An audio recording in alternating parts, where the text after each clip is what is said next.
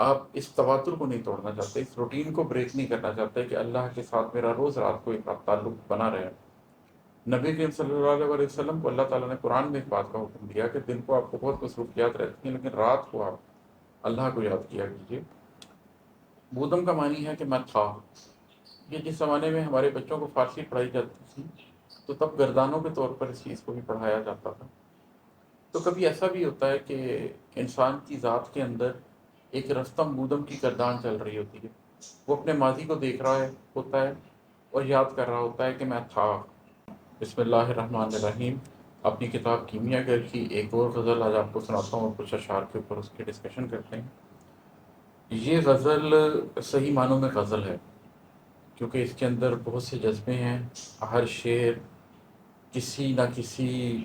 String کو، جو دل کی سٹرنگ ہیں، اس کو چھیڑتا ہے۔ یہ میں آپ کو سناتا ہوں۔ یہ ہے کہ غم بڑھتا ہے تو راتیں ماتم کرتی ہیں، غم بڑھتا ہے تو راتیں ماتم کرتی ہیں، دل کو بوجھل اور آنکھوں کو نم کرتی ہیں، تنہائی کی پریاں میرے خواب کدے میں آ جاتی ہیں اور جانم جانم کرتی ہیں۔ یہ کیفیت میں نے سالوں گزاری ہے اور میں شیئر ہوں کہ آپ میں سے بہت سے لوگوں نے بھی اس کیفیت کو گزارا ہوگا کہ جب آپ کے اندر غم بڑھتا ہے تو ایسا نہیں ہوتا کہ آپ دن رات لوگوں کو بتاتے پھریں کہ آپ کے اندر کیا غم ہے۔ آپ کی راتیں ماتم کرتی ہیں، آپ دن کو ہنستے بھی ہیں، آپ دن کو مسکراتے بھی ہیں، لوگوں کے فون کال بھی سنتے ہیں، شاپنگ کرنے بھی جاتے ہیں، گھر داری بھی ہوتی ہے، سب کچھ چل رہا ہوتا ہے، لیکن جو آپ کی راتیں ہیں جس میں آپ تنہا ہوتے ہیں اور جس میں آپ اپنی ذات سے بات کر رہے ہوتے ہیں، وہ ماتم کرنے لگ جاتی ہیں۔ آپ کا دل بوجھل ہونا لگ جاتا ہے اور آپ کی آنکھیں نم ہونا شروع ہو جاتی ہیں۔ تو رات میں آپ اپنی ذات کے اوپر چڑھے ہوئے اس خول کو اتار دیتے ہیں، رات میں آپ اپنے دل کے اس بوجھ کو محسوس کرتے ہیں اور آپ کی آنکھوں کے اندر وہ نمی محسوس ہوتی ہے، اور پھر تنہائی کی پریاں میرے خواب کدے میں آ جاتی ہیں اور جانم جانم کہتی ہیں، جانم جانم کرتی ہیں، کہ جیسے کسی کے خواب کدے میں پریاں اتر آئیں اور اس کو محبت سے بلا رہی ہوں، اسی طریقے سے اس شخص کے خواب کدے میں تنہائی اتر آتی ہے اور وہ تنہائی پھر اس کو محبت سے پکارتی ہے، تنہائی محبت سے اس کو گال تھپ تھپاتی ہے، اس کے کندھے تھپ تھپاتی ہے، اس کی آنکھوں پہ ہاتھ رکھتی ہے۔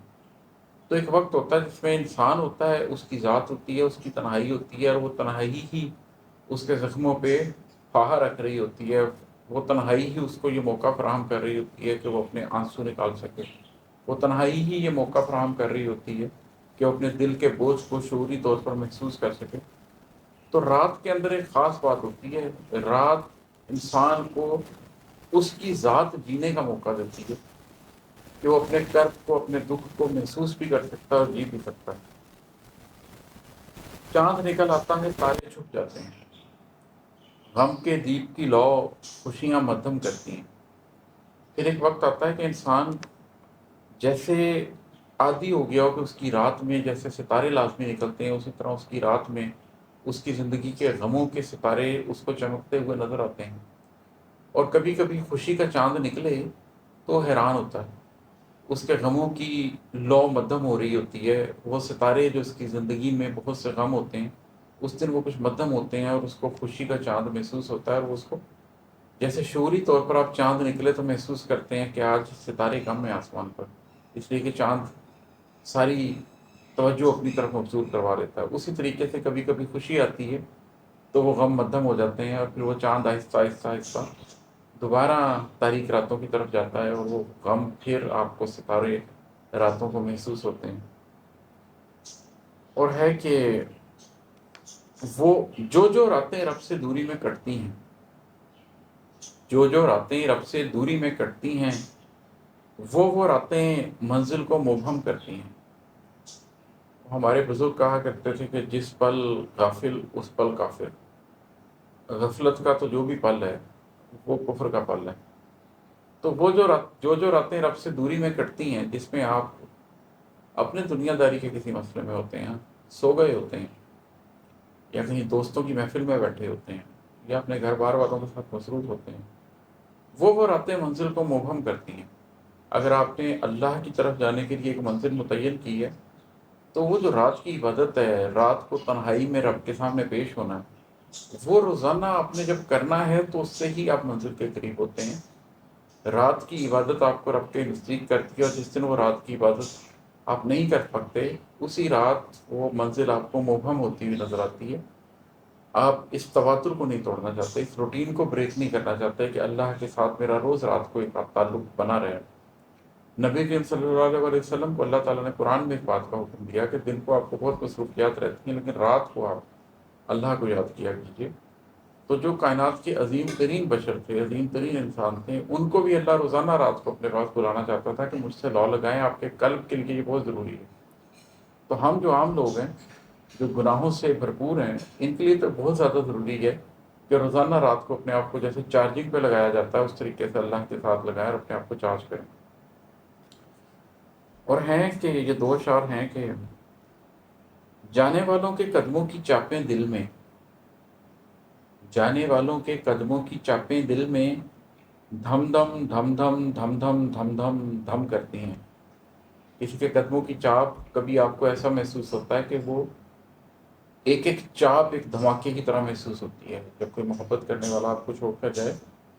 تو اس کے قدموں کی چاپیں آپ کو دھم دھم دھم کر کے محسوس ہوتی ہیں، کہ جیسے آپ کے سینے کے اوپر کوئی بہت بڑا گرز مارا جا رہا ہو، جس طرح آپ کے سینے کے اوپر چلا جا رہا ہو۔ تو جانے والوں کے قدموں کی چاپیں دل میں دھم دھم دھم دھم دھم دھم دھم دھم دھم کرتی ہیں۔ دل آپ کا بس لرزتا چلا جاتا ہے اور لوگ چلے جاتے ہیں۔ اور ہے کہ غم میلے میں سینہ ڈھول بنا ہوتا ہے، غم میلے میں سینہ ڈھول بنا ہوتا ہے، سانسیں کیا چلتی ہیں، بس ڈھم ڈھم کرتی ہیں۔ جیسے ڈھول بج رہا ہو تو ڈھم ڈھم ڈھم ڈھم ڈھم ڈھم کی آواز آ رہی ہوتی ہے، جو بہت اونچی ہوتی ہے۔ میلے میں جیسے ڈھول بجایا جاتا ہے اور وہ پورے میلے میں وہ آواز سنی جا سکتی ہے، اسی طریقے سے جو غم کا میلہ ہے اس کے اندر آپ کا سینہ ڈھول بنا ہوتا ہے۔ غم کا میلہ باہر نہیں لگا ہوتا، لیکن اس میں آپ کا سینہ ڈھول بنا ہوتا ہے، اور جو سانسیں آپ لے رہے ہوتے ہیں وہ سانس نہیں لے رہے ہوتے، بلکہ وہ جیسے وہ غم کے ڈھول کی ڈھم ڈھم ہے، اس طریقے سے آپ کی سانسیں بھی چل رہی ہوتی ہیں۔ تو آپ کے دائیں بائیں بیٹھے شخص کو بھی پتہ نہیں چلتا، آپ کے سامنے بیٹھے شخص کو بھی پتہ نہیں چلتا، لیکن آپ کی ذات کے اندر غم کا ایک میلہ لگا ہوتا ہے۔ اور اس میلے میں جس طریقے سے کسی میلے میں ڈھول بجایا جاتا ہے، اسی طریقے سے آپ کی سانسیں اس ڈھول کی طرح چل رہی ہوتی ہیں کہ غم کے میلے میں وہ ڈھول پٹ رہا ہوتا ہے جیسے۔ اور ہے کہ لمحہ لمحہ میں خود سے لڑتا رہتا ہوں، لمحہ لمحہ میں خود سے لڑتا رہتا ہوں، رکتا ہوں تو شل باہیں بے دم کرتی ہیں۔ زندگی میں کبھی ایسا بھی آتا ہے کہ آپ اپنے ذات کے ساتھ لڑنے میں ایسے مصروف ہو جاتے ہیں کہ اول تو آپ لمحہ لمحہ خود سے لڑ رہے ہوتے ہیں، اور پھر اگر آپ رک جاتے ہیں کچھ دیر کے لیے، تو بھی آپ نے اپنی ذات سے اتنی دیر لڑا ہوتا ہے کہ آپ کی باہیں شل ہوتی ہیں، آپ اس سے بھی بے دم ہی ہوتے رہتے ہیں۔ آپ کو احساس یہی ہو رہا ہوتا ہے کہ میں ابھی بھی اپنے آپ سے لڑ رہا ہوتا ہوں۔ وہ جو سستانے کے کچھ پل ہوتے ہیں وہ بھی اس تھکن کی نظری ہو جاتے ہیں، وہ تھکن اترتی ہے تو آپ پھر اپنے آپ سے لڑنے لگ جاتے ہیں۔ بہت سے لوگوں کے لیے دنوں ہفتوں مہینوں یہ کرنا پڑتا ہے ہمیں۔ کچھ ایسے بھی لوگ ہیں جن کی زندگیاں ایسے حالات کے اندر ہیں۔ مجھے ابھی کچھ عرصہ پہلے یہ ای میل آئی کسی کی، انہوں نے مجھے بتایا کہ کس قسم کی تکلیف میں ان کی زندگی گزر رہی ہے اپنے اسپاؤس کی وجہ سے، اور وہ یہی کیفیت تھی کہ لمحہ لمحہ اپنے آپ سے لڑنے والی کیفیت تھی، اور جس ٹائم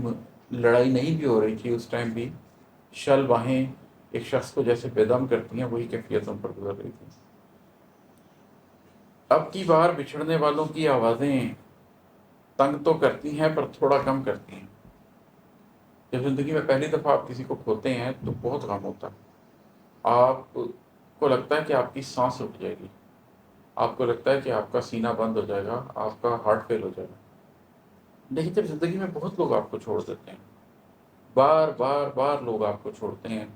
بار بار بار آپ تنہا ہوتے ہیں، بار بار آپ کو بیٹریل کا سامنا کرنا پڑتا ہے، تو آپ انسان ہیں، بشر ہیں، یہ تو آپ کبھی بھی نہیں کہہ سکتے کہ لوگوں کے جانے کا غم نہیں ہوتا۔ لیکن اب کی بار بچھڑنے والوں کی آوازیں تنگ تو کرتی ہیں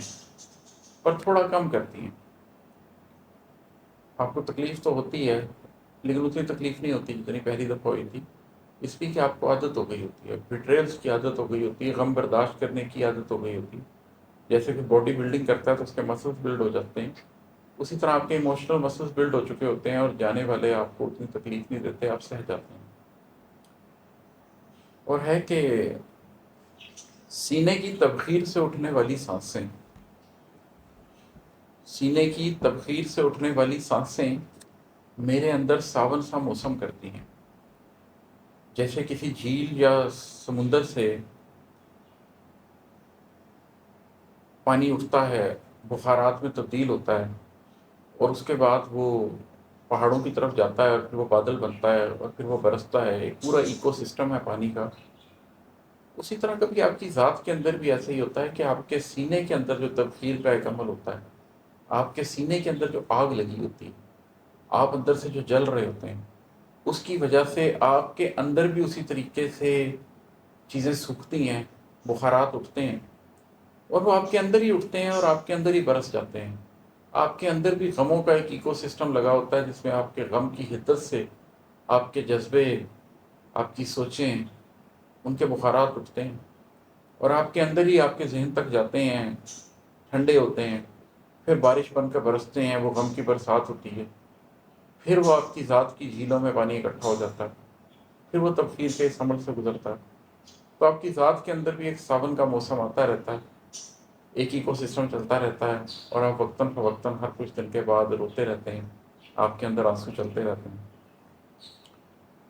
اور یہ شعر ہے کہ رفتم بودم کی گردان میں میری سوچیں،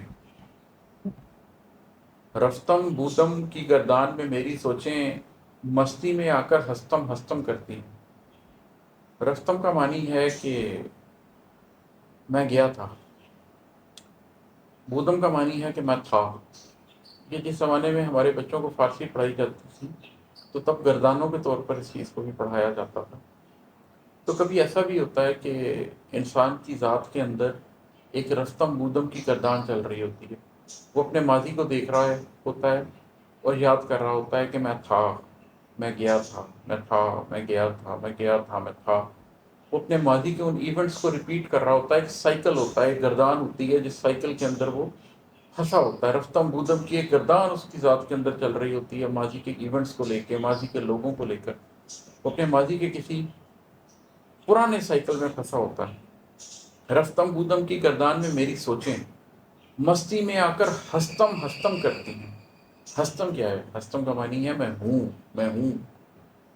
تو زندگی میں کبھی ایسا بھی ہوتا ہے کہ چلے جانے کی، ماضی کی نہ ختم ہونے والی اس گردان کے اندر آپ کی سوچ کھڑی ہوتی ہے اور کہتی ہے نہیں،